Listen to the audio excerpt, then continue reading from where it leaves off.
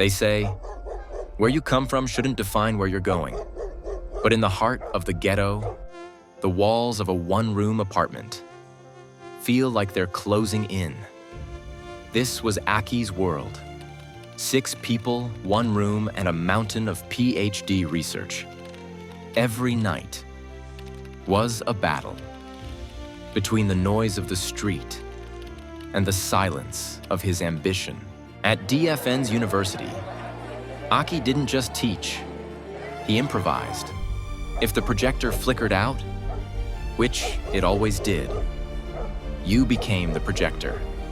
You turned struggle into the lesson.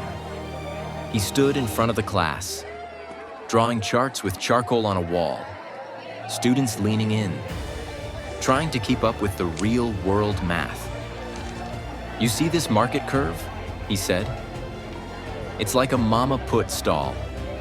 If the gas finishes, the price of the dodo must rise to cover the cost of the charcoal.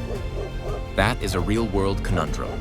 Professor Shoyinka was a relic, a man from a time when the title professor meant more than a paycheck. He leaned back in his chair, thick glasses catching the warm light, and said to Aki, Aki, we must disseminate this data with precision. Back when I was a student, we didn't have Google. We had grit.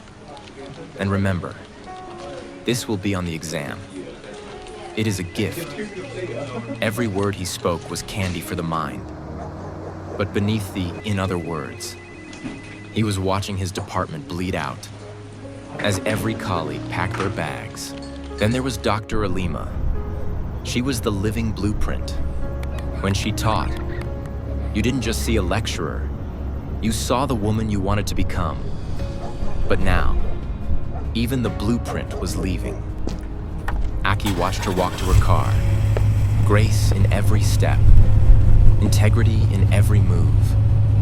Her departure felt like the library's damp smell, suffocating. If the best were leaving, why was Aki staying? Amara had been his backbone. She spent her family's money to sponsor his Canada dream, his one-way ticket out of the ghetto. But the embassy said, no. Aki wasn't just heartbroken. He was ashamed. A PhD holder who couldn't even leave his father's house. Then Chisholm approached. Half-empty classroom, battered textbook in hand, eyes blazing. Sir, Dr. Alima is gone. Professor is retiring. If you Japa too, who stays to teach us how to fix this place? I'm not leaving, Aki. I'm going to build here. It was Chisholm. Outspoken, fierce, stubbornly Nigerian, who cracked the shell of his despair. She reminded him, a teacher's success isn't measured by location, but by the fire he lights in others.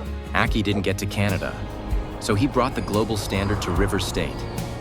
He started an under-the-tree tech hub, teaching students how to get remote global jobs from Nigeria.